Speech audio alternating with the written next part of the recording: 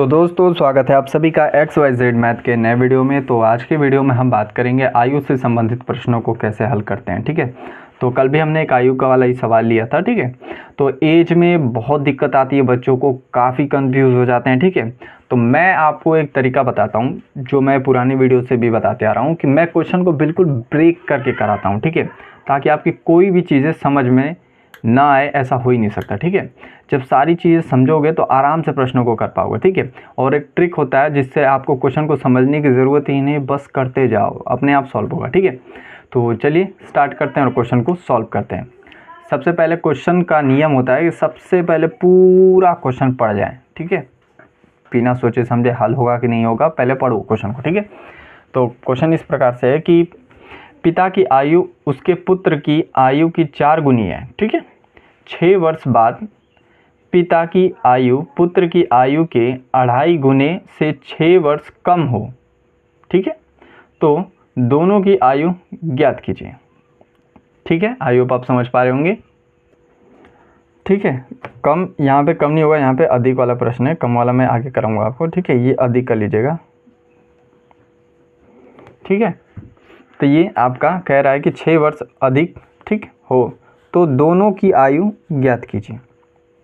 Simple सा question है। ठीक है, अब देखिए क्वेश्चन मैंने आपको स्क्रीन पे लगा भी दिया था। ठीक है, वहाँ से पढ़ सकते हो। ठीक है, थोड़ा जल्दी में क्वेश्चन को लिखा हो तो राइटिंग तो वैसे ही मेरी गड़बड़ है। ठीक है, तो मैंने क्वेश्चन आपको इसीलिए पढ़ कर सुनाया। अब मैं आपको बताऊँगा तरीका इसको करने का। देखो, क्वेश्चन को पढ़ने के बाद हम गलती करते हैं कि पूरे क्वेश्चन को एक बार में ही सॉल्व करना सोचते हैं, और वहीं पे हमारा दिमाग क्या कर देता है, चोक कर देता है, और फिर हम समझते हैं कि हमसे नहीं होगा ये। ठीक है, तो आपको ऐसा नहीं करना है।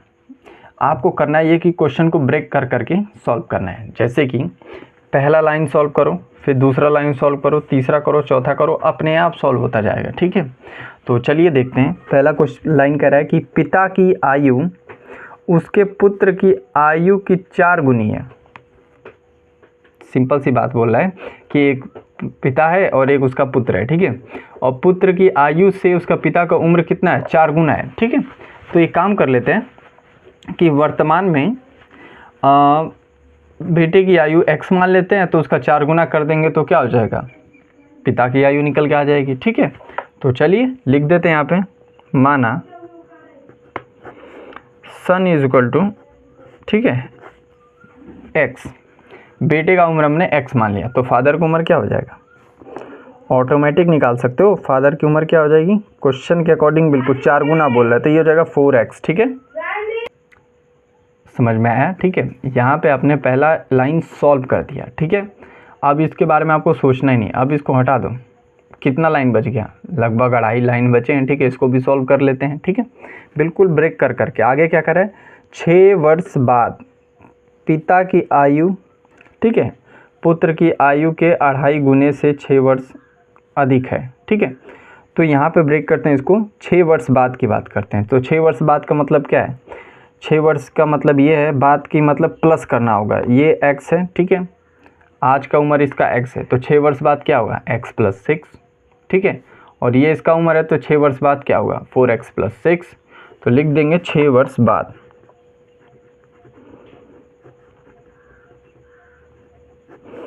इसका उम्र क्या हो जाएगा, सन का x + 6, फादर का क्या हो जाएगा, 4x + 6। ठीक है, कहाँ तक क्वेश्चन सॉल्व हुआ हमारा, यहाँ तक। ठीक है, आगे क्या रहा है, पुत्र की आयु के 2.5 गुनी है। तो सबसे पहले चलो इक्वेशन लिखते हैं। ठीक है, इक्वेशन कुछ इस प्रकार से बनेगा कि पुत्र की आयु से 2.5 गुनी है ना, तो बराबर कैसे होगा, इसको पिता को यहाँ पे रखते हैं, 4x + 6। ठीक है, इज इक्वल टू, अब देखो क्या बोल रहा है, अब कह रहा है कि 6 वर्ष बाद 6 वर्ष के बाद पिता की आयु पुत्र की आयु के 2.5 गुनी से, तो 2.5 गुनी का मतलब क्या आता है, 2.5। ठीक है, और 2.5 गुनी उम्र किसका है, पुत्र के बराबर, पुत्र का उम्र क्या है भाई, x + 6। फिर क्या कह रहा है कि 6 वर्ष अधिक है। ठीक है, तो यहाँ पे प्लस कर लेते हैं 6। अब एक चीज़ समझो, मुझे पता है आपको कन्फ्यूज़न कहाँ हुई होगी। आप सोच रहे होगे इस लाइन में हम कंफ्यूज हो जा रहे हैं कि ये किसके बराबर पे कौन रखना चाहिए, 2.5 इधर ही क्यों आया, 6 + इधर ही क्यों आया, इधर क्यों नहीं चला गया।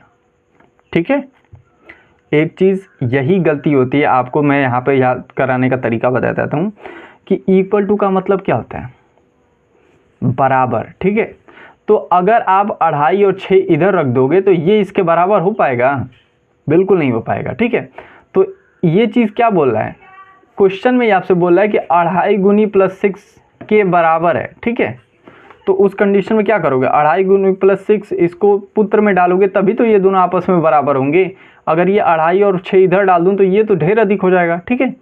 इसलिए हम क्या करते हैं, पुत्र को यहाँ पे डाल लें, जबकि क्वेश्चन में भी बिल्कुल वैसे ही बोल रहा है, ठीक है।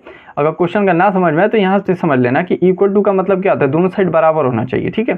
तो अब ये चीज़ आ गई, अब आपको x का केवल मान निकाल लेना है, ठीक है। तो x का मान निकालना बहुत आसान है, जब इक्वेशन बन गया तो बस फटाक से सॉल्व करो, ठीक है। तो ये जगह 4x + 6 इसका गुणा करोगे तो 2.5 है x, और 25 का 6 में गुणा करोगे तो ये हो जाएगा आपका 150 होगा, और एक पॉइंट लगाएंगे तो ये हो जाएगा 15, ठीक है। ये हो जाएगा आपका 15, इसका इसमें गुणा कर लिया, अब इसका इसमें भी गुणा कर लिया, ठीक है। और ये +6 तो चल ही रहा है, ठीक है। ये चीज़ अब सारे x को एक साइड कर लेंगे और सारी संख्याओं को एक साइड कर लेंगे, ठीक है। तो ये हो जाएगा आपका 4x माइनस, ये चीज़ प्लस में तो इधर आके क्या हो जाती है, पक्षांतर के नियम के अनुसार माइनस में हो जाती है, ठीक है। अब ये चीज़ देखिए, 15 + 6 पहले से था, ये प्लस में इधर आके क्या हो जाएगा, माइनस में। अब बस इसको सॉल्व करना है आपको, ठीक है। तो इसको सॉल्व करते हैं, तो ये घटेगा तो ये आपका बच जाएगा 1.5x, और 6 से 6 तो कैंसिल हो गया तो 15 बच गया, ठीक है। अब इसको 15 से 15 यहाँ से काट सकते हो, ठीक है। x = 10 आ जाएगा, ठीक है।